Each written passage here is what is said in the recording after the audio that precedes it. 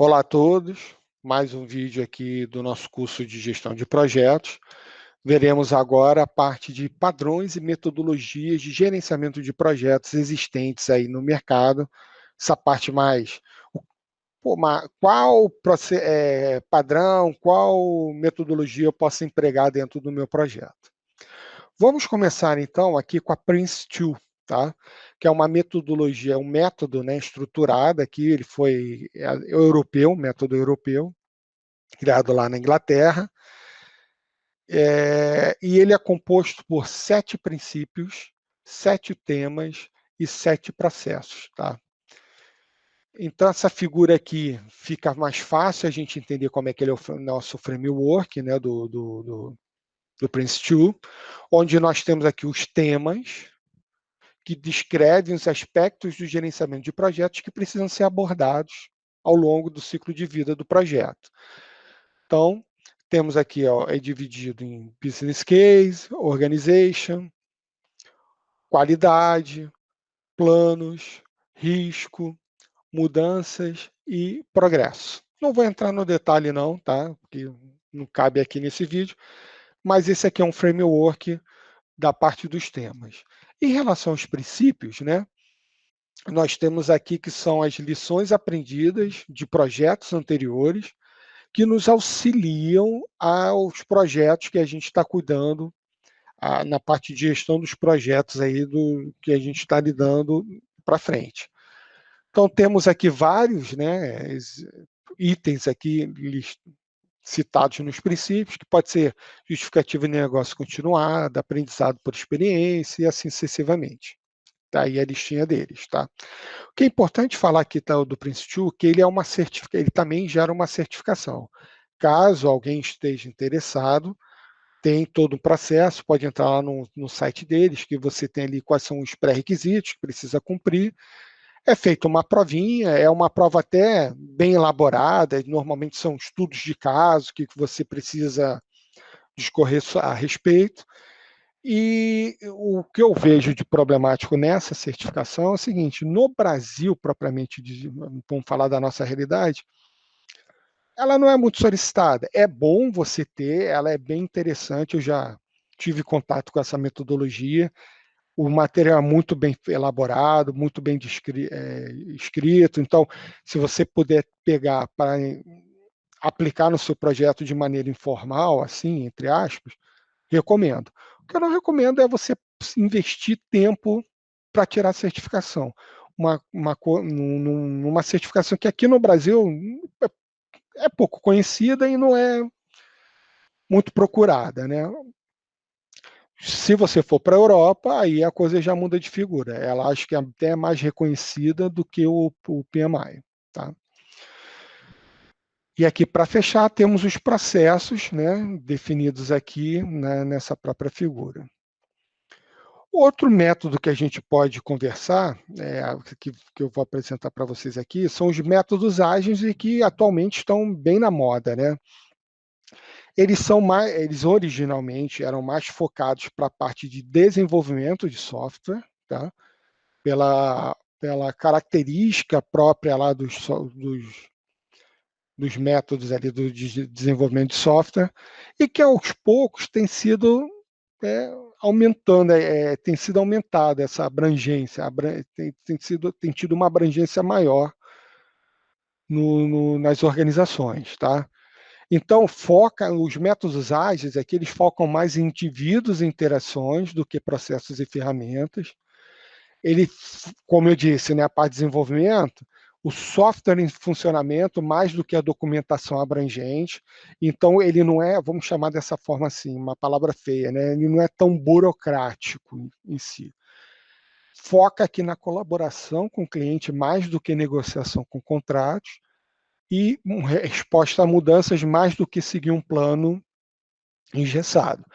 Aqui alguns exemplos de metodologias, a mais conhecida a gente tem o Scrum, que é o que está mais na moda, mas a gente pode falar também do XP, né, que é o Extreme Programming, ou Crystal. Entrando aqui, como é que funciona então o Scrum, né? Pegando como exemplo aí. A gente tem aqui, então, o Scrum ele trabalha com backlog de demandas, né? Então, a gente tem aqui o nosso backlog, né, que é tudo que a gente precisa executar para aquele projeto. E, periodicamente, você realiza reuniões onde você pega esse backlog e prioriza o que vai ser executado naquele período. Tá? Que períodos são esses? Qual é a duração? Normalmente, de 2 a 4 semanas. Então, você trabalha de 2 a cada semanas, onde diariamente você revisa o que foi feito naquele dia, para ver se o que já foi atendido, o que ainda precisa fazer. E isso vai sendo entregue. Então, no final da quarta semana, você realiza de novo, vai lá no backlog do produto e prioriza novamente quais são o que vai ser atacado naquelas 2 ou 4 semanas. São chamadas de sprints, né? Então, entre 2 ou 4 semanas, você define qual é o sprint daquele meio período que você vai ali executar. Então, e aqui são as principais características, né? Então, do que a gente disse ali. O nosso backlog do produto são as pendências, o trabalho que precisa ser realizado ainda. O sprint aqui é aquela priorização que a gente vai fazer do backlog, né, do backlog do produto, para o que vai ser executado, dentro das sprints de 2 a 4 semanas aqui. Só um fato bem importante aqui, algo que é fundamental a gente ter na cabeça, é o seguinte: nenhuma dessas metodologias, métodos aqui que a gente vai ver nesse vídeo, são mutuamente exclusivos. Você pode trabalhar em conjunto com eles em conjunto. Inclusive, a gente vai falar dele daqui a pouquinho, quando a gente for falar do PMI, se você pegar hoje o PMBOK, né, que é o manual lá de boas práticas dele, guia de boas práticas, ele já coloca agora um capítulo fazendo referência a métodos ágeis. Não é o fato de você usar um método ágil na tua organização que vai fazer, não, eu só uso métodos ágeis, para mim, Prince2 ou PMBOK estão fora. Não, você usa em conjunto. Quando a gente falou aqui anteriormente, que responder a mudanças mais do que seguir a um plano e software em funcionamento mais do que documentação abrangente, não quer dizer que a gente deixa de fazer um termo de abertura, que a gente não elabora mais um cronograma, nada disso. Tudo isso ainda vai existir. Aqui, no caso do Scrum, é mais na parte de mão na massa. Como você vai fazer o microplanejamento das suas atividades no projeto. Então, você vai ter todo aquele arcabouço ainda das outras metodologias, dos outros métodos, né? Mas, no caso, utilizando os métodos ágeis, na sua condução das atividades ali previstas no teu cronograma, você vai tratar aquelas particularidades, aquelas, né, pequenos pacotes ali de maneira mais ágil. Então, essa aí é o grande, né, ponto aí dos métodos ágeis em si. Outro modelo que é importante a gente ter conhecimento é o Stage Gate, tá? Que é a forma como você estrutura o teu projeto ou programa. Isso é até mais utilizado, né, para programas, mas em projetos de desenvolvimento, para muitos projetos de desenvolvimento de software também são, como é que eu vou dizer, estruturados utilizando o modelo Stage Gate. Quem já trabalhou com desenvolvimento de software sabe lá do CMMI, né? Que é uma parte de certificação também de como você faz ali a organização do teu projeto de desenvolvimento de software. Você vê que ele trabalha com essa parte de estágios também. Que é isso, né? Então, você tem aqui, vamos chamar, por exemplo, o ciclo de vida do teu projeto, você pode definir dessa forma, onde que para cada fase, tá? Quando você, no caso aqui, geração da ideia, para passar para o estágio 1, você obrigatoriamente tem que passar por um que eles chamam de portão, ou gate. Esse portão aqui, na verdade, ele é um grupo de pessoas que vai se reunir, que vai analisar toda a documentação obrigatória que foi gerada na parte de geração da ideia e analisar, ver se está tudo coerente com o que foi pedido.